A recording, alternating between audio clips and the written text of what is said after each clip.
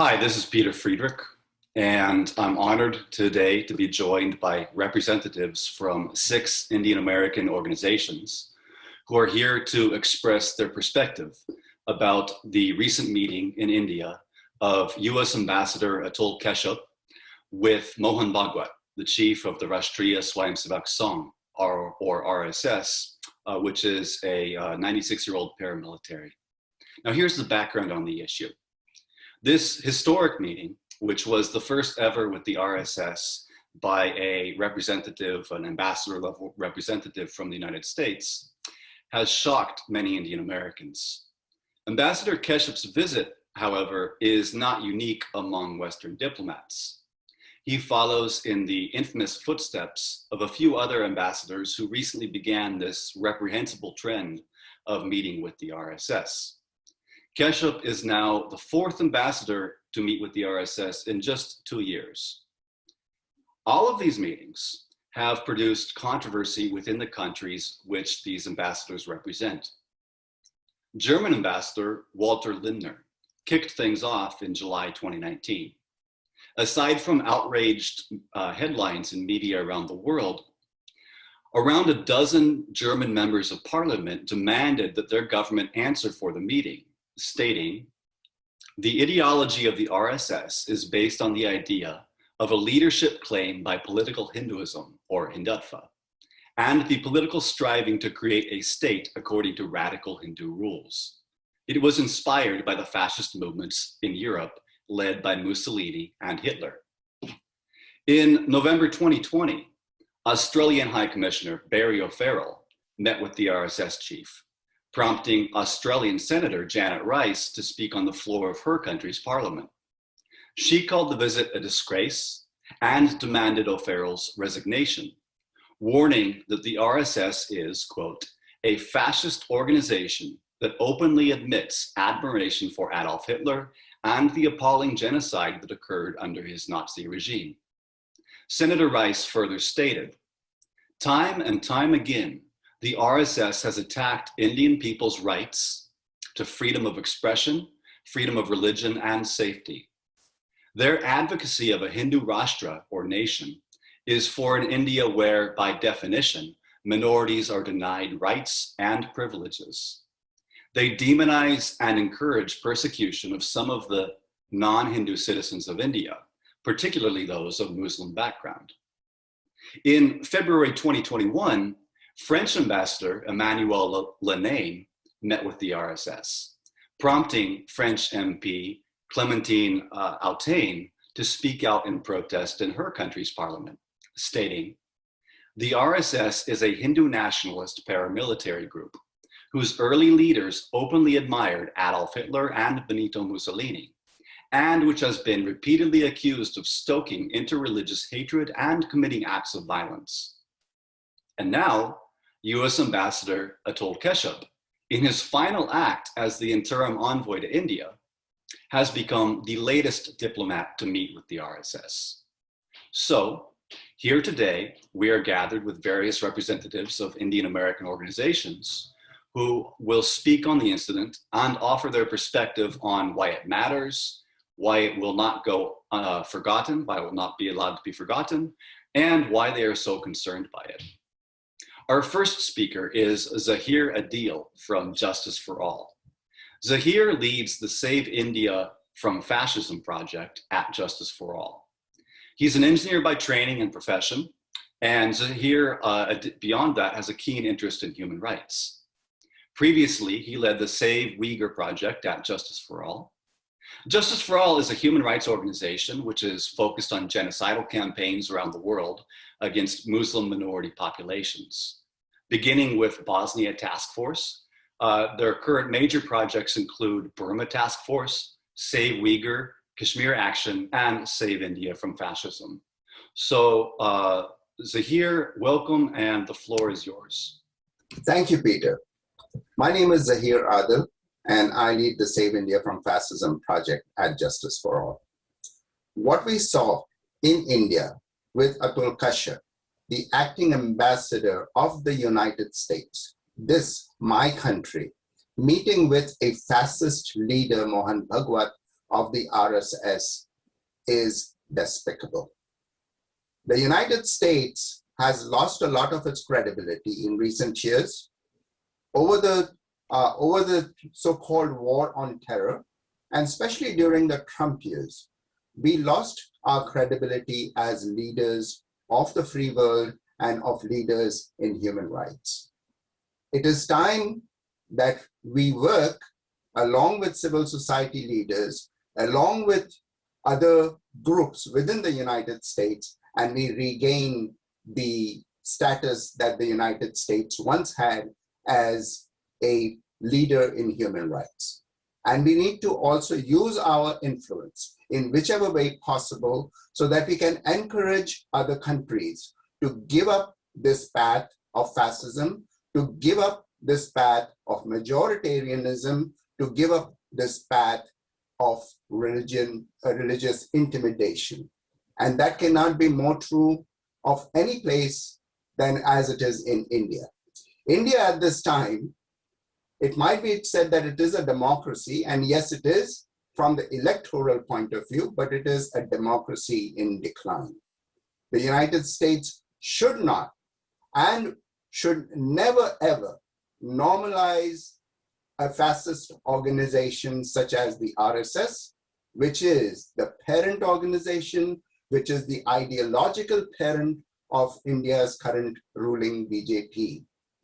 We call upon the United States, the Biden administration, we call upon Secretary of State Antony Blinken, and we really do hope that you will immediately distance the United States from Atul Keshap's meeting with Mohan Bhagwat and remove him immediately from any position within the State Department or any other department in the United States. Thank you. Thank you, Zahir.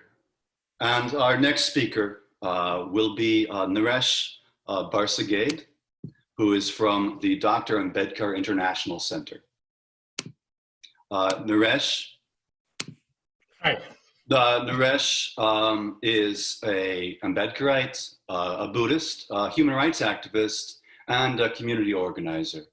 And Naresh, I'm going to turn the floor over to you. Okay, good evening. We, the United States, just came out of 20 years of war in Afghanistan, and we don't want to keep any ties with the Taliban rule, which is a militant religious outfit. But our ambassador to India wants to glorify the relationship with RSS. It's a similar organization, a militant religious outfit of India. So we seek explanations from the State Department. Let me go back to the history of RSS.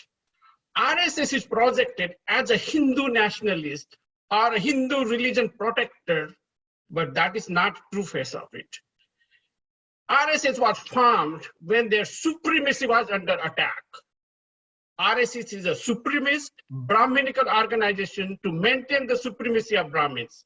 I'm saying this because RSS has not nominated, selected, or elected a non-Brahmin as a head in the last 96 years, unless they change it in another 4 years to prove us wrong in the century.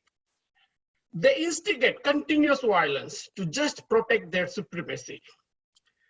India is a democratic country, and we want US government to protect, promote, and support the same so that every Indian citizen, irrespective of religion and faith, can live freely in Republic India as per the constitution written by our founding father, Dr. Babasaheb Ambedkar, and adopted by our freedom fighters. RSS was not in that picture that time.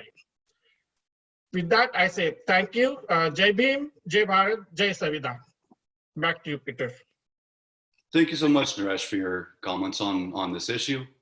Now, our next speaker is Kaleem Kawaja. And Kaleem is speaking on behalf of the Association of Indian Muslims.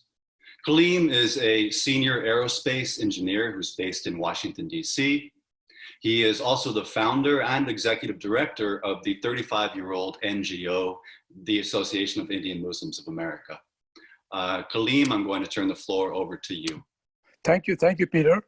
This is Kaleem Kawaja, and hello, everybody.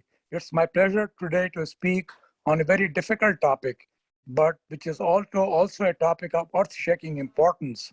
A lot of people in this last 50 or 60 years have observed how much the Nazis with their philosophy, with their supremacist philosophy in Germany and Europe, how much damage they caused. Also in the United States, there is Ku Klux Klan, which is also a supremacist body and a racist body. Now, RSS is exactly identical to these two bodies. It's a racist and violent organization. Its motto in the last about 100 years has been that not only to provide supremacy for Hindus in India, which is a democratic country with about 20% population that is non-Hindu, but also to provide supremacy for upper caste Hindus.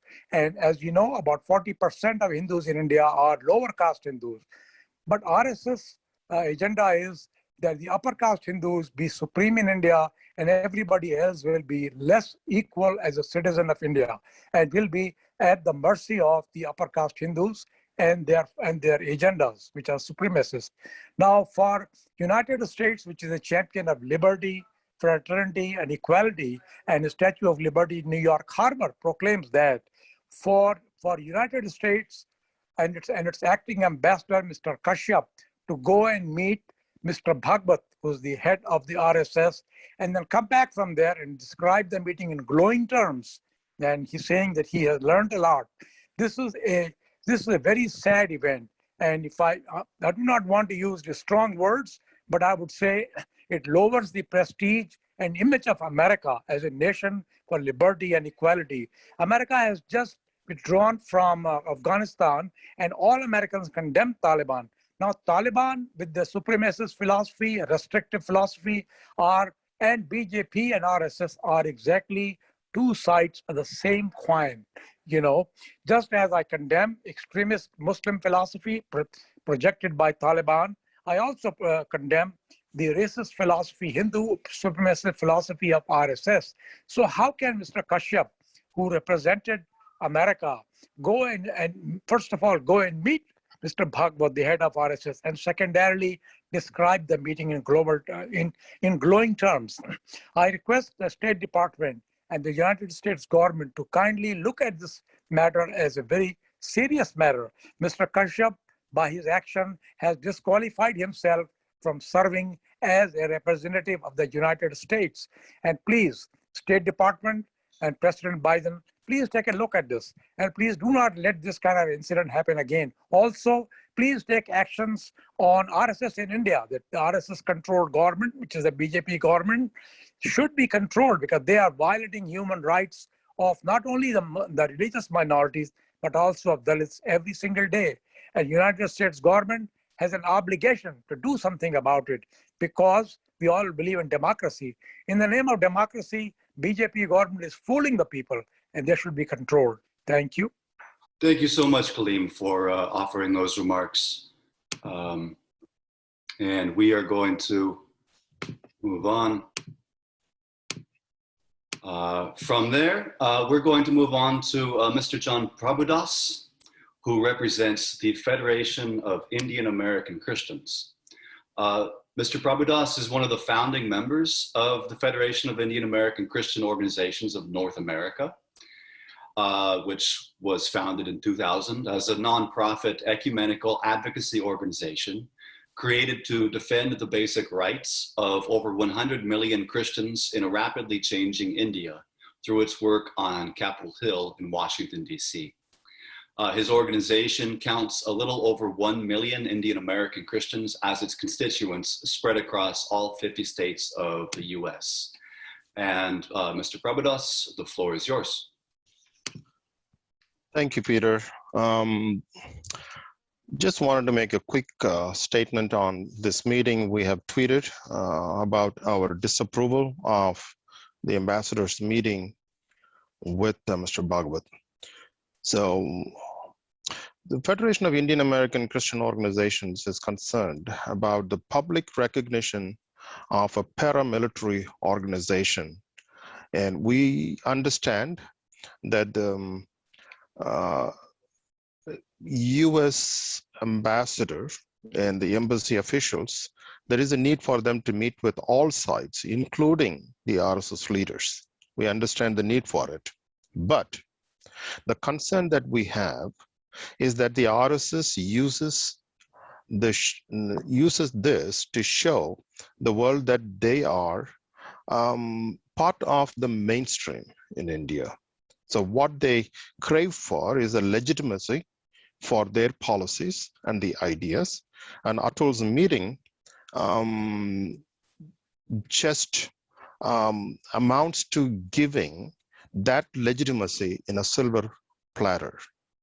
So we, 1 million plus Indian American Christians across the US, and tens of millions of people of Christian faith across the US from all different denominations and traditions, disapprove of the public meeting with a leader of a militant organization. Perhaps Atul could learn a thing or two about the RSS instead of just listening to the talking points all the time. This is very telling of our State Department, that they have done similar mistakes, supporting extremist radical groups, not only here in India, but also there in India, but also in other parts of the world, including the neighboring country, Pakistan, for various compulsions, various priorities. They were willing to sell the soul. And as a result, we all know what we have to show for in Pakistan and Afghanistan, or even for that matter in China. So it would be prudent upon our State Department to be more careful in who we legitimize and who we go to bed with when it comes to foreign policy. And the concerns of the American values are concerns of American citizens in different parts of the world. Thank you. Back to you, Peter. Thank you, John, for those remarks, and my special thanks to you for joining us with such short notice. Now, our next speaker is going to be Sana Qutubuddin. Sana is speaking on behalf of the American Federation of Muslims of Indian origin. Sana is the leading Indian American Muslima activist in the US and has been battling Hindutva in this country since 2002. She is the executive director of No Separate Justice, a forum which works to build awareness about the intersectionality amid systemic injustices between the world's largest democracy, India, and the world's oldest democracy, the US. So Sana, I'm going to turn the floor over to you. Hey, Peter, thanks for having me. I think what's particularly disturbing is the fact that Ambassador Keshap's meeting with Mohan Bhagwat, the military chief of the RSS, wasn't, I highly doubt, wasn't a random occurrence. It must have been with the approval of Secretary of State Blinken. And what this means for the state of democracy in the United States is also troubling, and ultimately this measure is corrosive. What we have just done is essentially expose our hypocrisy to the world about who we want to work with, under what guise, the pretense that we're not acknowledging or working with the Taliban or any other government in the world. Ultimately, that veil has been lifted.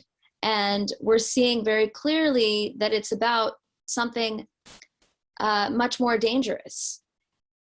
It's as though we have a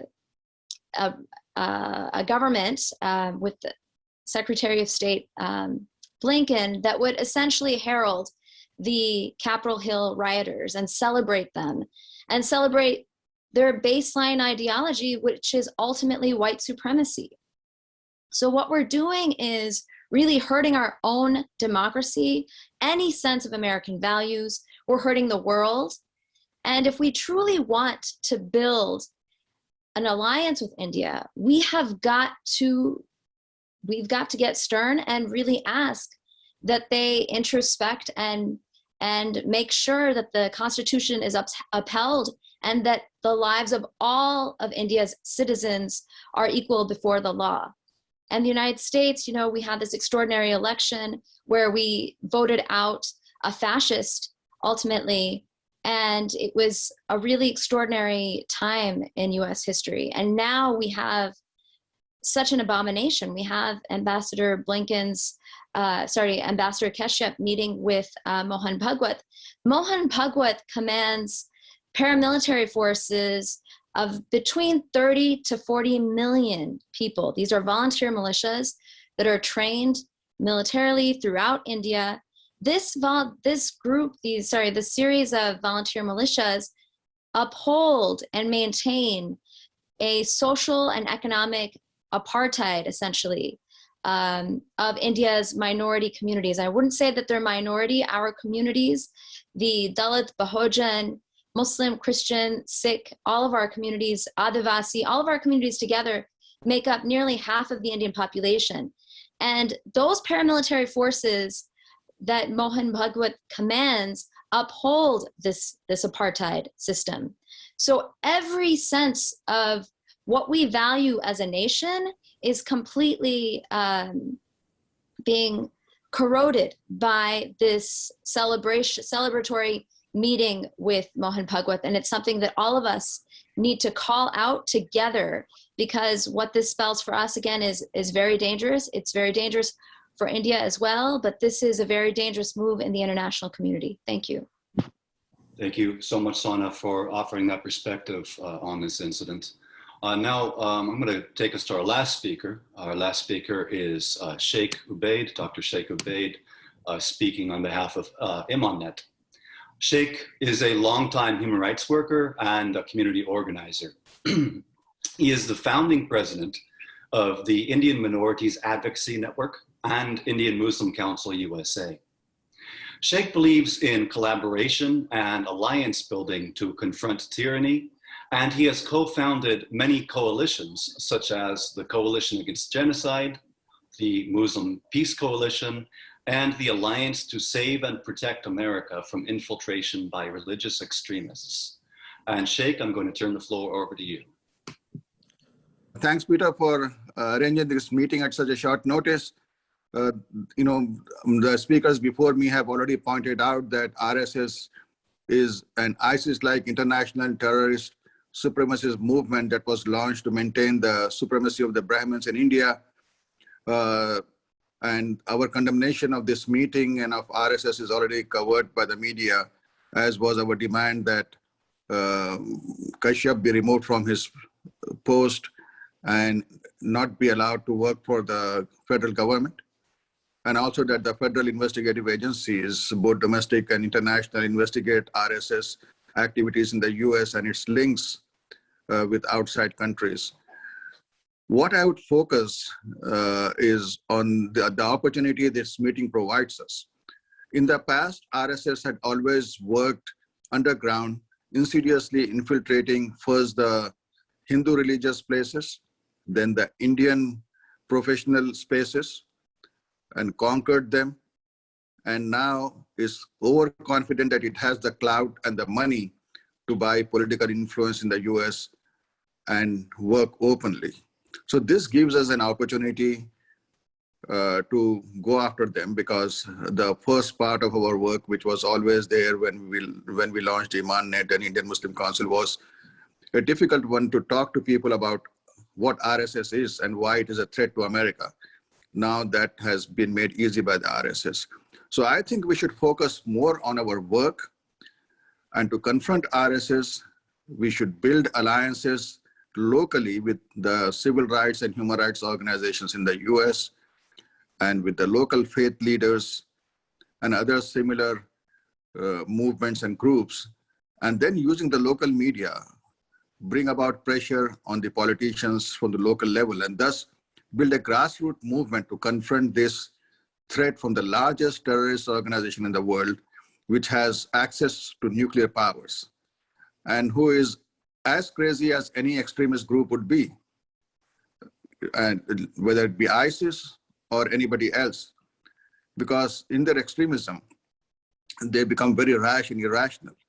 So the threat that they pose is not just to the minorities in India, but also to the regional stability and the whole world.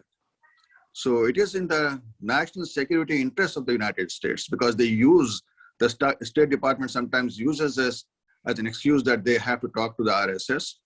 But it is in the national security interest of the United States and for the world that RSS not be legitimized, and that RSS activities in the US be thoroughly investigated and stopped.